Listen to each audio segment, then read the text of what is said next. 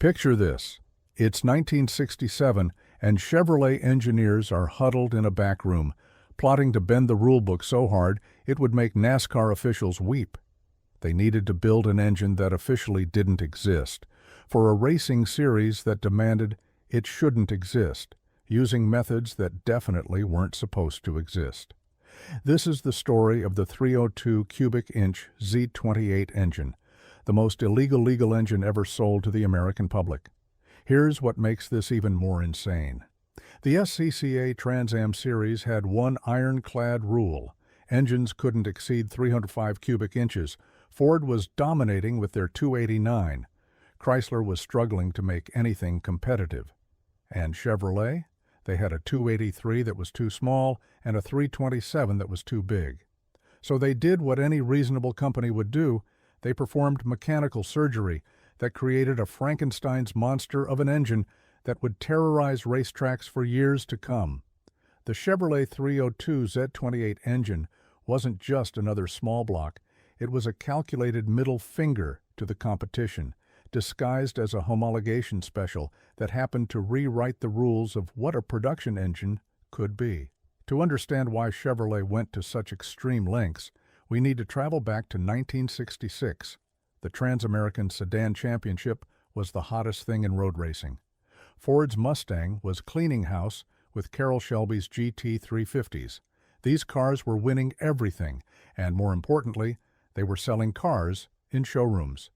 Young buyers wanted what won on Sunday. Chevrolet's Camaro had just launched for the 1967 model year, but it was getting embarrassed on track. Vince Piggins, Chevrolet's product promotion engineering manager, knew they needed something special. The problem was that 305 cubic inch limit. Chevy's existing 283 made decent power, but couldn't match Ford's highly developed 289. The 327 was too big. They needed exactly 302 cubic inches to maximize the displacement limit while leaving room for boring the engine out during rebuilds. But here's where it gets interesting. Instead of developing an entirely new engine from scratch, which would cost millions and take years, Piggins and his team came up with something brilliantly devious. They would take the crankshaft from a 283 with its 3-inch stroke and stuff it into a 327 block that had been bored to 4 inches. The math was perfect. 4.0x, 3.0x, 8 cylinders, 302.4 cubic inches. This wasn't just parts bin engineering, this was surgical precision with a sledgehammer. The 327 block was already proven strong. It had better cooling passages, thicker cylinder walls, and 4-bolt main bearing caps on many performance versions. The 283 crank was forged steel, nearly indestructible, and its short stroke meant the engine could rev to the moon without grenading itself. The first prototype 302s were built in late 1966 in a corner of the Chevrolet Engineering Center. These weren't official projects, at least not on paper. Engineers worked overtime, off the books, because technically this engine wasn't approved by GM management yet. They were building a race engine that had to be sold as a street engine to meet homologation requirements. Let me explain what they created and pay attention, because this gets wild. The 302 started with that 327 block, but everything else was specially selected or modified. The cylinder heads were the legendary 462 castings, the same ones used on fuel-injected Corvettes. These heads had 2.02-inch intake valves and 1.60-inch exhaust valves, massive for an engine this size. The ports were perfectly sized for high RPM breathing. The camshaft was the infamous 30-30 cam, with 0.030 inches more lift than the hottest 327 cam. Mechanical lifters, of course. Duration was 254 degrees at 0.050 lift on both intake and exhaust. This thing had more overlap than a Venn diagram convention. At idle, it sounded like someone was hitting the engine with a hammer. The lope was so aggressive that vacuum-assisted brakes barely worked. The intake manifold was a new Winters aluminum dual-plane design with a Holley 780 CFM 4-barrel on top.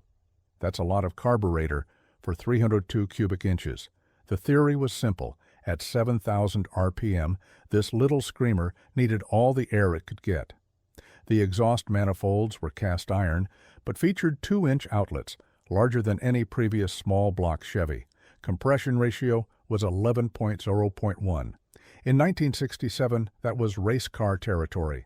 You couldn't run regular gas, you couldn't even run premium. This engine demanded the good stuff, Sunoco 260 or similar 100-plus octane fuel.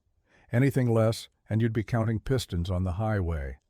The rotating assembly was a work of art. That forged steel crank was balanced to perfection. The connecting rods were the famous pink rods, forged steel units that were shot-peened and magna-fluxed. They could handle 8,000 RPM all day long. The pistons were forged aluminum with valve reliefs cut so deep they looked like ashtrays. The valve train was where things got seriously exotic. The rocker arms were stamped steel but featured special Z stamps indicating they were selected for precision. The push rods were hardened steel, 5 to 16-inch diameter, and exactly 7.792 inches long. That specific length was critical for proper valve train geometry at high RPM.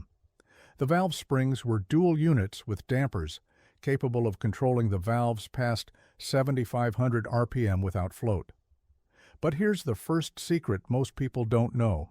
The original 302s built for racing teams and special customers in late 1966 were different from the production engines.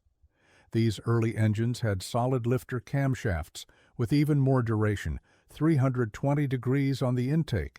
They made power to 8,500 RPM. Officially, these engines never existed. Chevrolet destroyed most documentation about them. The second secret involves the pistons. The production 302 used TRW forged pistons, but the racing teams got special floater pistons, made by Venolia or JE. These pistons had pin bosses that were narrowed for less weight and used special Dykes rings that were only 43 inches thick. A set of these pistons cost more than most complete engines. Secret number 3, the oil system. While the production 302 used a standard oil pan and pump, the racing engines got dry sump systems that were hidden inside modified stock-looking pans. From the outside, it looked legal. Inside, it had scavenge pumps that kept oil away from the crankshaft at high RPM. This was worth 15 horsepower at 7,000 RPM. The cooling system hid secret number 4. The production cars got a standard water pump and radiator, but if you ordered RPO Z28 and knew the right people, you could get a car with a special high-flow water pump that moved 20% more coolant. The impeller was welded instead of pressed on, so it wouldn't come loose at sustained high RPM. The radiator looked stock, but had 2 extra rows of cooling tubes hidden inside the tanks. Secret number 5 involves the Muncie M22 Rock Crusher transmission. This wasn't officially available with the Z28 until 1969, but in 1967 and 1968, if your dealer knew the right codes, you could order a Z28 with an M22 that was listed as an M21. The gear sets were different, the synchronizers were different, even the case was different. These transmissions were built by hand at the Muncie plant after regular hours. The 6th secret is about the carburetor. That Holly 780 was listed as part number 391517. But there were actually 3 different versions of this carb with the same number. The early ones had mechanical secondaries, the later ones had vacuum secondaries, and a special run of about 200 had mechanical secondaries with specially sized jets and air bleeds for road racing. You had to know the date code to get the right one. Secret number 7, the distributor. Every 302 got a special distributor with an aggressive advance curve, but the really special ones had a second advance spring that was ground thinner. This allowed total advance to come in 600 RPM sooner. The difference on track was huge. Corner exit speeds increased by 3 to 4 mph, just from better throttle response. The exhaust system holds secret number 8. While production Z28s came with regular exhaust systems, Chevrolet quietly developed a complete dual exhaust system with no H-pipe or balance tube. Each bank was completely separate. This system was never cataloged but could be ordered through back channels. It was worth 12 horsepower and gave the 302 a distinctive staccato exhaust note. Secret number 9 involves the cylinder heads. Those 462 castings were good, but the really special ones were hand-picked at the foundry. Workers would tap each head with a hammer and listen to the ring. The ones that rang at a certain pitch had better metallurgy. These heads were marked with a small X near the casting number and set aside for special orders. The 10th secret is about the cranks. While all 302 cranks were forged steel, some were made from different steel batches. The cranks forged from steel, made between October and December 1966, had slightly higher nickel content. These cranks were 8% stronger and could handle an extra 500 RPM. Racing teams would X-ray cranks to find these special ones. Secret number 11, the connecting rods. Those pink rods were weight-matched at the factory to within 2 grams, but for an extra $200 cash to the right person, you could get a set matched to within 0.5 grams. This level of balance smoothed out the engine dramatically at high RPM. The valve springs hide secret 12. The production springs were good for 7,000 RPM. But there was a second set with one extra coil that was only available through the Chevrolet parts counter, part number 3849346. These springs would control the valves to 8,000 RPM. They were painted orange instead of black. Secret 13 involves the oil. Chevrolet never officially recommended it, but the 302 was designed to run on 20W50 racing oil. The bearing clearances were set up for thick oil. Running standard 10W30 would result in low oil pressure at high RPM. Many engines failed because owners didn't know this. The 14th secret is about heat management. The 302 ran hot, really hot. Chevrolet secretly recommended removing the thermostat for track use and drilling 6 1/8-inch holes in a restrictor plate instead. This kept some restriction for proper flow, but eliminated the chance of a stuck thermostat. Secret number 15, the rev limiter. There wasn't one. Unlike modern engines with electronic limits, the 302 would rev until something broke. The valve springs would float around 7,200 RPM in stock form. With the special springs, valve float moved to 8,000 RPM. After that, you were betting pistons against glory. The 16th secret involves the break-in procedure. Chevrolet's official manual said to break the engine in gently for 500 miles. The racing teams knew better. The correct procedure was to warm the engine, then immediately run it hard for 3 consecutive dyno pulls to seat the rings. Gentle break-in resulted in rings that never sealed properly. Secret 17 is about the rocker arms. While they looked stock, the Z28 rockers were selected for ratio accuracy. Standard small block rockers varied from 1.46 to 1.52 ratio. The Z28 rockers were all between 1.495 and 1.505. This consistency was crucial for cam timing accuracy across all cylinders. The 18th secret, gasket selection. The 302 used special composition head gaskets that were different from standard 327 gaskets. They had a steel fire ring around each cylinder. Using standard gaskets would result in blown head gaskets under sustained high RPM operation. Secret number 19 involves the fuel system. The mechanical fuel pump was rated at 40 gallons per hour, but at 7,000 RPM, the engine needed 45 gallons per hour. Chevrolet secretly recommended adding an electric boost pump for track use. The wiring for this pump was pre-installed in some early Z28s, but not connected to anything. The 20th and perhaps most shocking secret, the published horsepower rating was a complete lie. Chevrolet claimed 290 horsepower at 5,800 RPM. Independent dyno testing showed 375 horsepower at 6,800 RPM. Chevrolet deliberately underrated the engine for insurance purposes and to avoid internal GM politics. The 302 was making more power than Corvette engines, which was politically unacceptable. Think about that for a second. This engine was essentially a two-stroke 327, but it made more power than most 350s would make years later. How? RPM. While a typical street engine was all done by 5,000 RPM, the 302 was just getting started. Peak torque came at 4,200 RPM, 300 lb-ft, but the engine kept pulling hard to 7,000 RPM and beyond. In Trans Am racing, the 302 was an absolute weapon. Mark Donohue won the championship in 1968 and 1969 with Roger Penske's Camaros. These racing engines were making 450 horsepower at 8,200 RPM. With tube headers, they screamed like nothing else on track. The Ford teams called them the Screamers and feared them on long straights. The homologation requirements stated that 1,000 units had to be available to the public. Chevrolet built 602 Z28s in 1967. Wait, that's not enough. But here's where it gets clever. Chevrolet argued that they had built over 1,302 engines. They just hadn't installed them all in cars yet. The SCCA bought it, barely.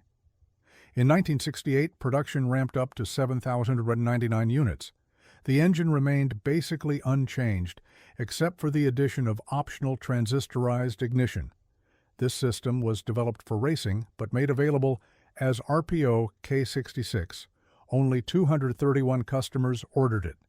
Those cars are worth fortunes today because that ignition system allowed even higher RPM operation. By 1969, the last year of the original 302, Chevrolet built 20,302 Z28s. The engine got a few updates, including a double snorkel air cleaner for more airflow. But the party was ending. Emissions regulations were coming. Insurance companies were cracking down. The pure high-strung nature of the 302 was becoming incompatible with street use. The 302 was replaced by a 350 with 360 horsepower for 1970. It made more torque, was easier to drive on the street, and didn't require race gas. But it wasn't the same. The 302 was special because it was a race engine barely disguised as a street engine. It required commitment. You had to rev it. You had to maintain it. You had to feed it good gas and frequent oil changes. Let's talk about what it was actually like to drive one of these things. First, starting it. The high compression and aggressive cam meant it didn't like to start when cold. You'd pump the gas twice, hold the throttle about 1/4 open, and crank, and crank, and crank. When it finally lit, it would stumble and shake like a paint mixer until oil pressure built and the mechanical lifters pumped up. The idle was violent. The whole car shook. The gear shift lever would visibly move back and forth. In your mirrors, everything was a blur. The exhaust note was sharp, angry, mechanical. It sounded like someone was inside the engine with a hammer. Below 3,000 RPM, the 302 was a dog. It would barely pull itself. The cam timing was so aggressive that there was almost no vacuum signal. The power brakes barely worked. The carburetor would stumble and cough. First-time drivers often thought something was broken, but once you hit 3,500 RPM, everything changed. The engine cleared its throat and started pulling. By 4,000 RPM, it was singing. By 5,000 RPM, it was screaming. By 6,000 RPM, you better be holding on. The power didn't build linearly, it exploded exponentially. The faster it spun, the harder it pulled. The sound was intoxicating. As the revs climbed, the mechanical noise gave way to a smooth, hard-edged howl. The solid lifters created a metallic symphony. The intake roar through that big holly mixed with the exhaust note to create something primal. This wasn't transportation, this was mechanical violence. On track, the 302 Z28 was a revelation. The short stroke meant it could change RPM almost instantly. Downshifts were explosive. Corner exits were savage. While the big block cars had to manage their power, the Z28 driver could keep their foot planted and let the engine sing. The racing versions were even more extreme. Teams would run them to 8,500 RPM in qualifying. The valve springs would last maybe 3 sessions at that speed. Pistons would crack, rods would stretch. But for those few laps, nothing could touch them. One of the most famous 302-powered cars was the number 6 Sunoco Camaro, driven by Mark Donohue. This car dominated Trans Am in 1968 and 1969. The engine in this car was rebuilt after every race. It made 465 horsepower at 8,400 RPM with open headers. The sound at full song was described as mechanical perfection trying to tear itself apart. Maintenance on a 302 was intensive. The valve lash had to be adjusted every 1,000 miles. Too loose and you lost power. Too tight and you burned valves. Oil changes were required every 2,000 miles with high zinc racing oil. The ignition points needed adjustment every tune-up because the high RPM operation would cause the rubbing block to wear quickly. Spark plugs were a consumable item. The high compression and aggressive timing meant plugs would foul easily in traffic. Most owners kept a spare set in the trunk. At the drag strip, you'd change plugs between runs. The used ones would be white as paper from the heat. The clutch took serious abuse. The high RPM shifts and aggressive engagement needed to launch these cars meant clutches rarely lasted 10,000 miles. The pressure plate springs would weaken. The disc would glaze. The throwout bearing would disintegrate. It was just part of the ownership experience. But here's what made it all worth it. When everything was working right, when the engine was warmed up, when you had room to run, the 302 Z28 delivered an experience unlike anything else. It wasn't the fastest car you could buy. It wasn't the quickest.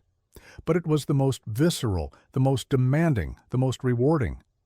The 302 taught a generation of drivers what a real performance engine felt like.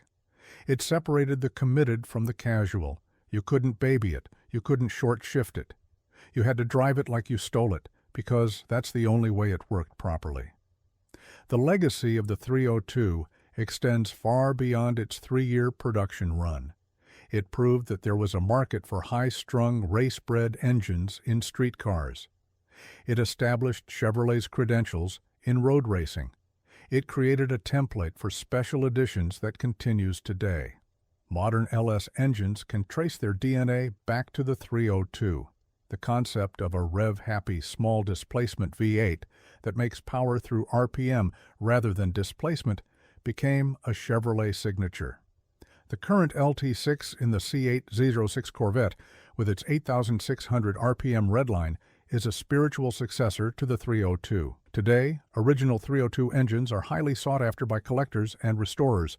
A date-coded correct 302 short block sells for $15,000. A complete running 3020 with all correct components can fetch $30,000 or more.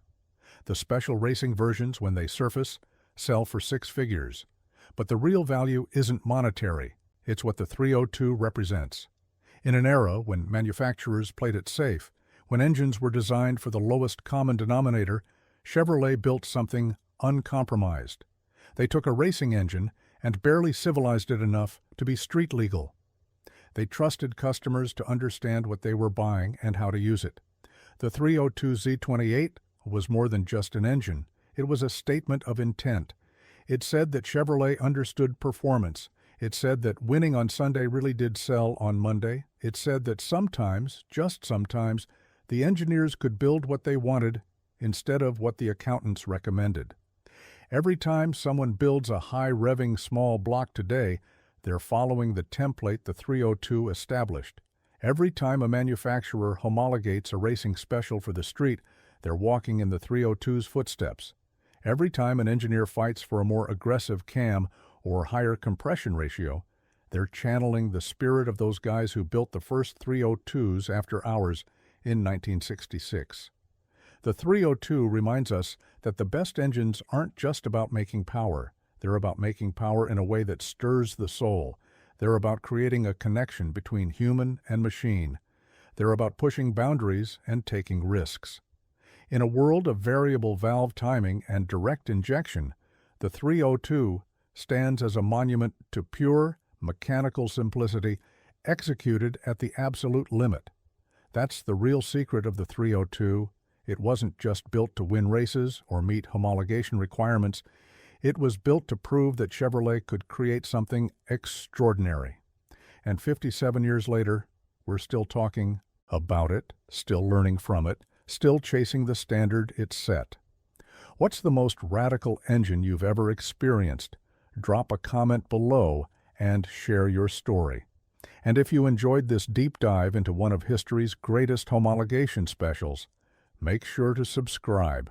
We're just scratching the surface of incredible engineering stories that need to be told. Until next time, keep those revs high and those valves adjusted.